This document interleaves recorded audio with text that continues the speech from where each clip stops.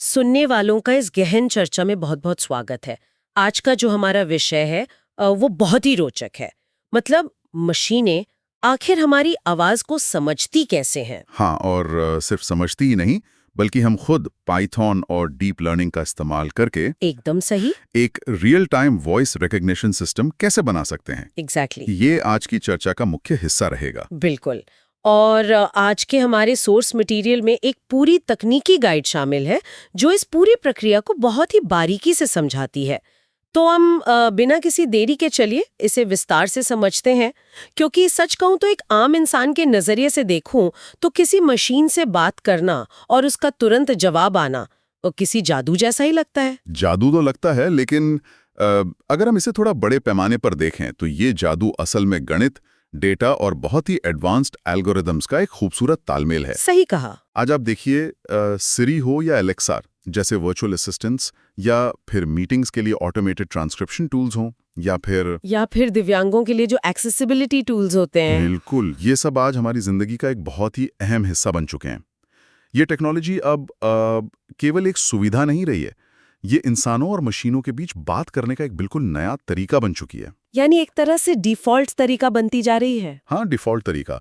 और source material इस बात पर बहुत जोर देता है कि इस टेक्नोलॉजी का अब लोकतांत्रिकरण हो रहा है। मतलब अब इसे बनाने के लिए आपको किसी बहुत बड़ी टेक कंपनी में होने की जरूरत नहीं है। अरे वाह! बुनियादी कोडिंग के ज्ञान से भी इसे बनाया और समझा जा सकता है। ये सच में काफी सशक्त विचार है कि हम अपने कंप्यूटर के कीबोर्ड और माउस से आजाद होकर सिर्फ बोलकर काम करवा सकते हैं। लेकिन अगर मैं इस जादू के पीछे के विज्ञान की बात करूं तो एक आम इंसान होने के नाते मेरे दिमाग में ये सवाल आता है कि आखिर ये होता कैसे है। सवाल तो वाजिब है। मतलब जब हम किसी माइक्रोफोन में कुछ बोलते हैं तो कंप्यूटर की स्क्रीन पर वो अचानक शब्दों में कैसे बदल जाता है। सोर्स मटेरियल कहता है कि इस पूरी प्रक्रिया के दो मुख्य स्तंभ हैं। एक है अकूस्टिक मॉडल्स और दूसरा है लैंग्वेज मॉडल्स। तो ये दोनों क्या हैं? तो इसको समझने के लिए हमें आवाज की थोड़ी सी फिजिक्स में जाना होगा। जब हम बोलते हैं तो असल में हम क्या कर रहे हैं? हम हवा में साउंड वेव्स या ध्वनि तरंगे पैदा कर रहे होते हैं। हाँ, कंटिन्यूअस ऑडियो सिग्नल्स। एग्जैक्टली। तो एकूस्टिक मॉडल का जो सबसे मुख्य काम है वो इन कंटिन्यूअस ऑडियो सिग्नल्स को पकड़ना और उन्हें डिजिटल डेटा में बदलना है। इसके बाद वो इसको तोड़ता है, राइट? हाँ, ये मॉडल इस डेटा को फोनेटिक यूनिट्स में तोड़ता है।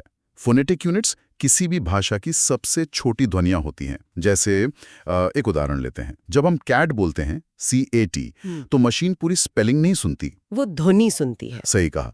वो क, ए और ता जैसी अलग अलग ध्वनियों को पहचानती है। एकूस्टिक मॉडल ये तय करता है कि जो ऑडियो सिग्नल आया है वो आखिर किस फोनेटिक यूनिट से सबसे ज्यादा मेल खाता है। अच्छा, तो मशीन सबसे पहले आवाज के छोटे छोटे टुकड़ों को पहचान रही है। लेकिन सिर्फ आवाज के टुकड़ों को पहचान लेना तो काफी नहीं होगा ना, क्योंकि कई बार आवाजें या धुनियां एक जैसी होती हैं पर उनके मतलब बिल्कुल अलग होते हैं। और बस यहीं पर लैंग्वेज मॉडल की भूमिका शुरू हो जाती है। ओके। अकॉस्टिक मॉडल ने जो भी ध्वनियां पहचानी हैं वो अपने आप में सिर्फ डेटा पॉइंट्स हैं, उनका कोई मतलब नहीं है तब तक। लैंग्वेज मॉडल क्या करता है कि वो ग्रामर, डिक्शनरी और सबसे अहम चीज संदर्भ यानी कॉन्टेक्स्ट के आधार पर उन ध्वनियों को जोड़कर शब्दों के सही क्रम की भविष्यवाणी करता है। एक तरह से प्रोबेबिलिटीज का खेल है। बिल्कुल प्रोबेबिलिटीज का खेल है। लैंग्वेज मॉडल ये तय करता है कि अगर पहले दो शब्द आई और एम हैं तो अगला शब्द किसी क्रिया या संज्ञा होने की संभावना ज्यादा है। वो इस बात का ध्यान रखता है कि जो शब्द बोला गया है वो उस पूरे वाक्य के ग्रामर में फिट बैठ भी रहा है या नहीं। इस कॉन्सेप्ट को समझने के लिए हम इंसान के शरीर का ही उदाहरण ले सकते हैं। जैसे हमारे कान आवाज को सुनते हैं और उसे नसों के जरिए हमारे दिमाग तक पहुंचाते हैं। कान सिर्फ साउंड वेव्स को रिसीव करने का काम करते हैं, जो कि अकॉस्टिक मॉडल का काम हो गया। हाँ, एग्जैक्टली। लेकिन उस आवाज का असल मतलब क्या निकालना है ये हमारा दिमाग तय करता है। दिमाग हमारे पिछले अनुभवों, हमारी सीखी हुई भाषा और आसपास के कॉन्टेक्स्ट के आधार पर वाक्यों का अर्थ निकालता है। और ये हो गया लैंग्वेज मॉडल। ये बहुत ही बढ़िया एनालॉजी है।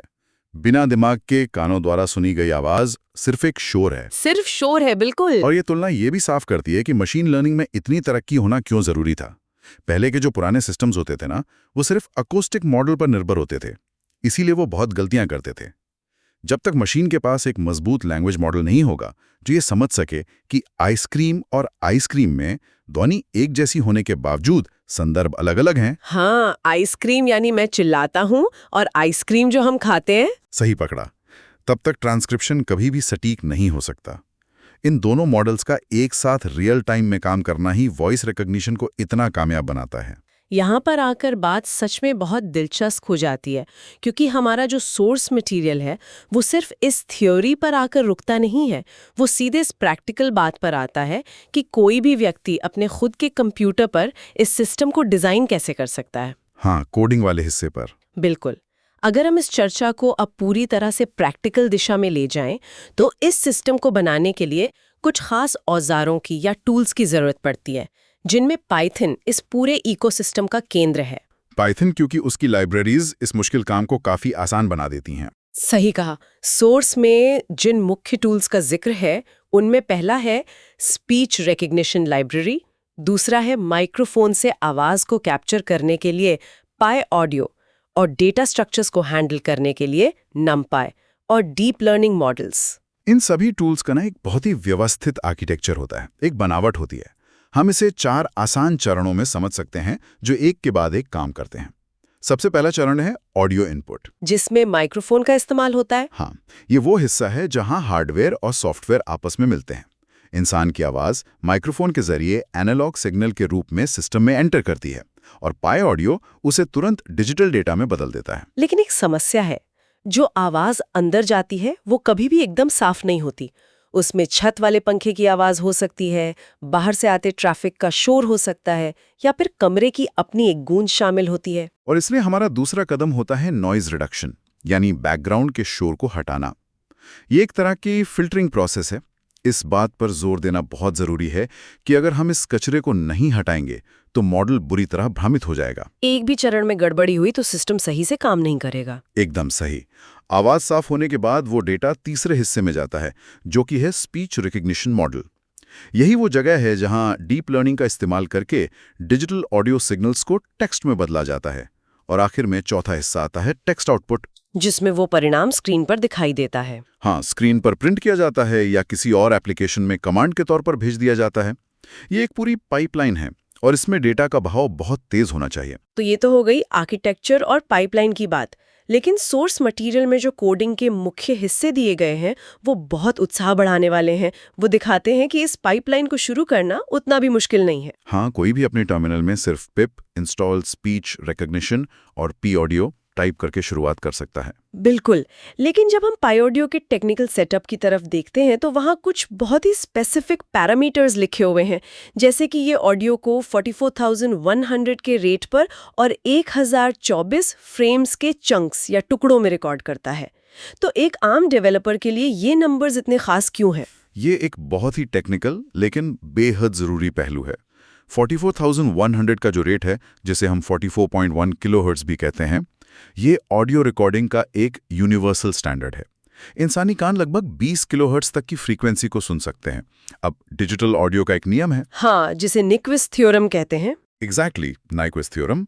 उसके अनुसार किसी भी सिग्नल को बिना उसकी क्वालिटी खोए डिजिटल में बदलने के लिए हमें उसकी मैक्सिमम फ्रीक्वेंसी के दुगने रेट पर सैंपलिंग करनी पड़ती है।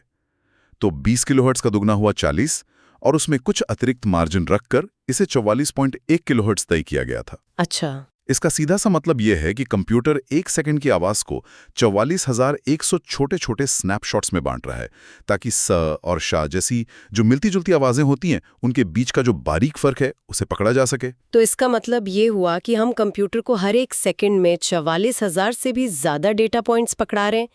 ये तो किसी भी आम सिस्टम को धीमा करने या उसकी मेमोरी को क्रैश करने के लिए काफी होना चाहिए, खासकर तब जब हमें रियल टाइम में आउटपुट चाहिए। और बस इसीलिए 1024 फ्रेम्स के चंक्स वाला कॉन्सेप्ट इस्तेमाल होता है। सिस्टम पूरी आवाज के रिकॉर्ड होने का लंबा इंतजार नहीं करता है।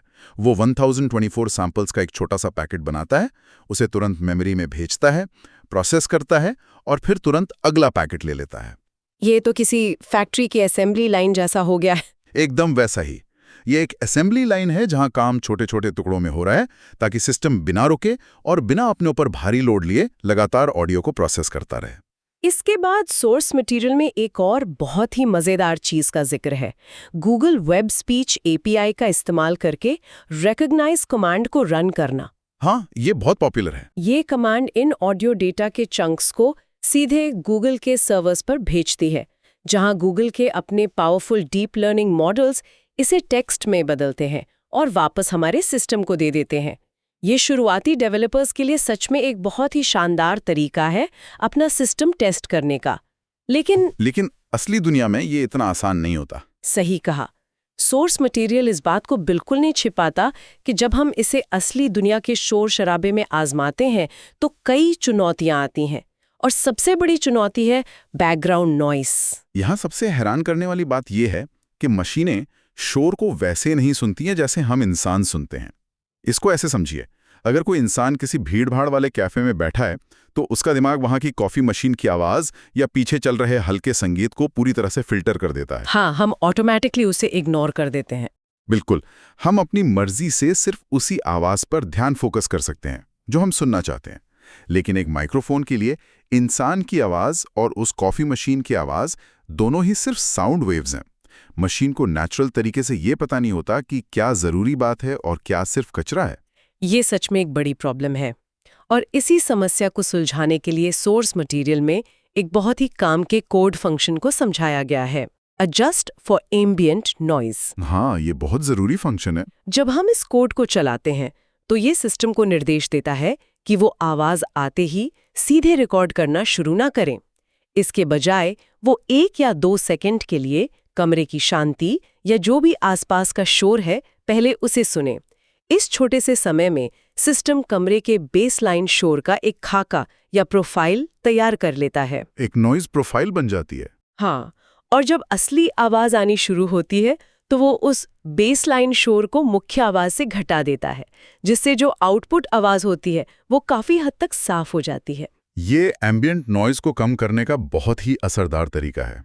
लेकिन देखिए, कोडिंग में केवल आवाज साफ करना ही काफी नहीं होता। सिस्टम के फेल होने की स्थिति को संभालना भी उतना ही जरूरी है, जिसे हम एरर हैंडलिंग कहते हैं। एकदम सही। सोर्स मटेरियल एरर हैंडलिंग पर काफी जोर देता है। जब हम रियल टाइम वॉइस डेटा के साथ काम करते हैं तो 2 तरह की त्रुटियां या एरर्स सबसे आम हैं। पहली है अननोन वैल्यू एरर। ये तब ट्रिगर होती है जब सिस्टम को ऑडियो तो मिल जाता है लेकिन वो इतना अस्पष्ट या खराब होता है कि लैंग्वेज मॉडल उसका कोई मतलब ही नहीं निकाल पाता। तो ऐसे में सिस्टम क्या करता है? ऐसी स्थिति में सिस्टम को क्रैश होने के बजाय शांति से यूजर को बताना चाहिए कि कृपया दोबारा बोलें। और दूसरी त्रुटि जो सोर्स में बताई गई है वो है रिक्वेस्ट एरर। क्योंकि अभी हमने जिस रिकग्निशन गूगल कमांड की बात की वो इंटरनेट और क्लाउड सर्वर्स पर निर्भर करती है। तो अगर आपका इंटरनेट कनेक्शन टूट जाए या फिर एपीआई की लिमिट ही खत्म हो जाए तो ये एरर आती है। एक मजबूत सिस्टम डिजाइन का मतलब ही यही है कि यूजर को स्क्रीन पर कोई भद्दी सी लाल रंग की एरर दिखने के बजाय एक साफ मैसेज मिले कि अभी नेटवर्क की समस्या है। बिल्कुल। लेकिन एक्सपर्ट, क्या सिर्फ इन बुनियादी लाइब्रेरी से हमें कमर्शियल लेवल का प्रोडक्ट बना सकते हैं?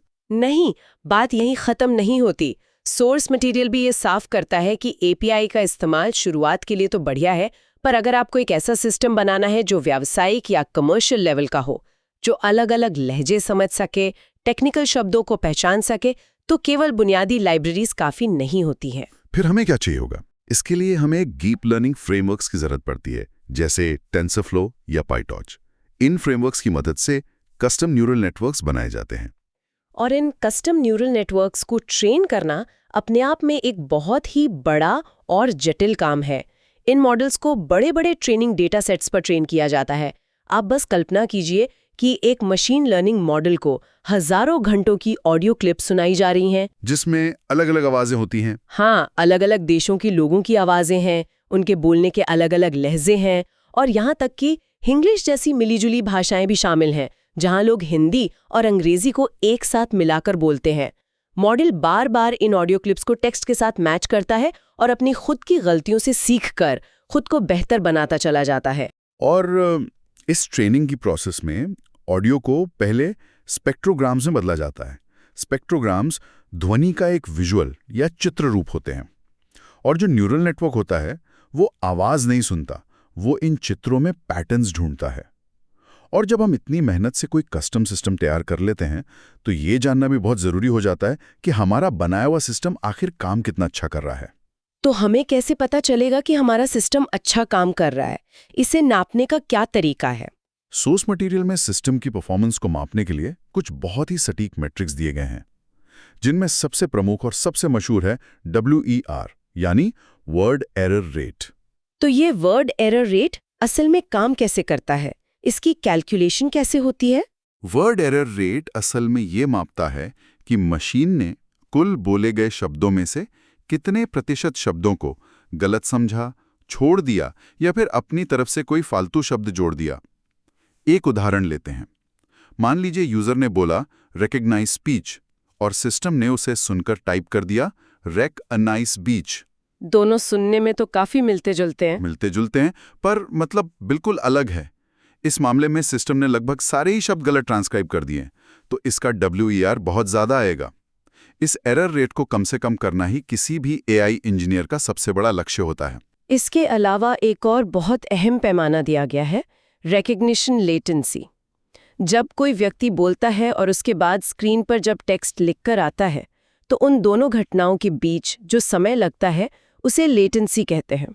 अगर हम एक वॉइस कंट्रोल्ड व्हीलचेयर की बात करें या किसी इमरजेंसी रिस्पॉन्स सिस्टम की बात करें, वहां देर होने का मतलब है खतरा। इसीलिए एक अच्छे रियल टाइम सिस्टम में ये लेटेंसी सिर्फ मिली सेकेंड्स में होनी चाहिए। और जो तीसरा पैमाना है वो है शोर वाले वातावरण में सटीकता, यानी accuracy under noisy environments. Lab के शांत माहौल में तो कोई भी आम मॉडल बहुत अच्छा काम कर लेगा, लेकिन उसकी असली परीक्षा तो तब होती है जब यूजर किसी चलते हुए ऑटो रिक्शा में बैठकर अपने फोन को कमांड दे रहा हो। सही कहा। और यहीं पर इस तकनीक की कुछ सबसे बड़ी चुनौतियां भी हमारे सामने आती हैं। सोर्स मटेरियल के अनुसार अलग अलग एक्सेंट या क्षेत्रीय लहजों को समझना मशीनों के लिए आज भी एक बड़ा संघर्ष है। इसके अलावा रियल टाइम प्रोसेसिंग और लो लेटेंसी अचीव करने के लिए काफ़ी भारी कंप्यूटेशनल पावर की ज़रूरत होती है।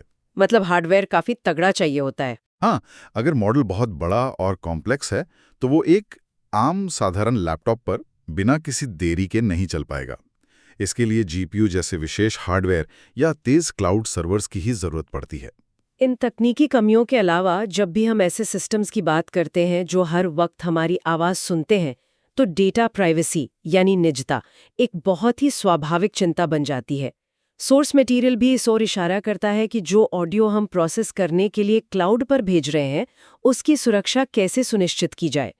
हालांकि इन सब चुनौतियों के बावजूद हम इस बात से इनकार नहीं कर सकते कि इस तकनीक ने सोसाइटी पर कितना गहरा और सकारात्मक प्रभाव डाला है। इससे एक बहुत ज़रूरी सवाल खड़ा होता है कि क्या हम इन सुविधाओं के लिए अपने प्राइवेसी से समझौता कर रहे हैं? लेकिन अगर फ़ायदों की बात करें तो ऑटोमेटेड ट्रांसक्रिप्शन ने तो दफ्तर में काम करने के तरीकों को पूरी तरह बदल दिया है। लेकिन मेरे हिसाब से सबसे बड़ा बदलाव एक्सेसिबिलिटी टेक्नोलॉजी में आया है। दिव्यांगों के लिए जो टूल्स होते हैं, हाँ, जिन लोगों के लिए शारीरिक अक्षमताओं के कारण माउस या कीबोर्ड जैसे परंपरागत कंप्यूटर इंटरफेस का इस्तेमाल करना असंभव है, उनके लिए वॉइस रिकग्निशन किसी जीवन बदलने वाले टूल से कम नहीं है। वो अब सिर्फ अपनी आवाज़ से ईमेल लिख सकते हैं, इंटरनेट ब्राउज कर सकते हैं और पूरी दुनिया के साथ जुड़ सकते हैं। ये तकनीक अब सिर्फ आराम या सुविधा के बारे में नहीं है, ये डिजिटल दुनिया में सबको समान अधिकार देने के बारे में है। इस सब का आखिर क्या मतलब है?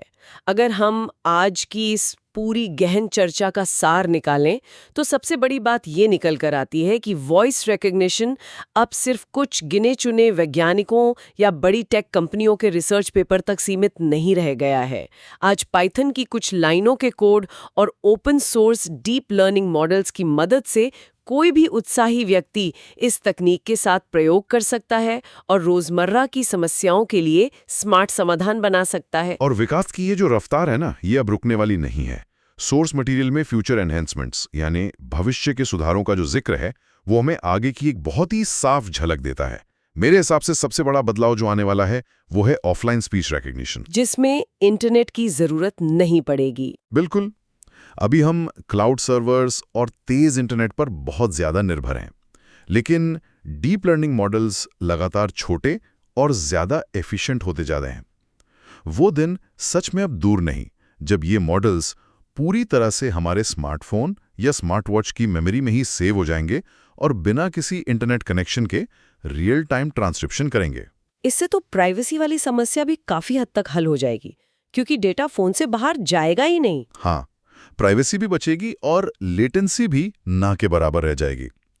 इसके साथ ही मल्टीलिंगुअल सपोर्ट यानी कई भाषाओं को एक साथ समझने की क्षमता भी काफी तेजी से बढ़ रही है, जहां मॉडल एक ही वाक्य में बोली गई हिंदी और अंग्रेजी जैसी दो अलग-अलग भाषाओं को बिना रुके एक साथ प्रोसेस कर लेगा। ये आने वाले भविष्य की एक बहुत ही रोमांचक तस्वीर है। लेकिन जब हम इस तकनीक के आगे के सफर पर विचार करते हैं, तो मेरे मन में एक बहुत ही गहरा और थोड़ा अलग तरह का सवाल भी आता है। जरा सोचिए, अगर कल को ये सारे एआई सिस्टम्स इतने उन्नत हो जाएं कि ये पूरी तरह से ऑफलाइन काम करें और दुनिया की हर भाषा और हर एक्सेंट को बिना किसी गलती के तुरंत ट्रांसलेट करने लगें, तो क्या इंसानी समाज में भाषा की दीवार का वजूद ही खत्म हो जाएगा? क्या हमें कभी कोई दूसरी भाषा सीखने की जरूरत ही पड़ेगी, या हमारी जेब में रखा एक पाइथन कोडेड एआई हमारे लिए पूरी दुनिया की आवाज बन जाएगा? इस पे जरूर सोचिएगा। आज की इस तकनीकी पड़ताल में हमारे साथ जुड़े रहने के लिए बहुत बहुत धन्यवाद। अगली बार किसी और दिलचस्प विषय के साथ फिर मुलाकात होगी।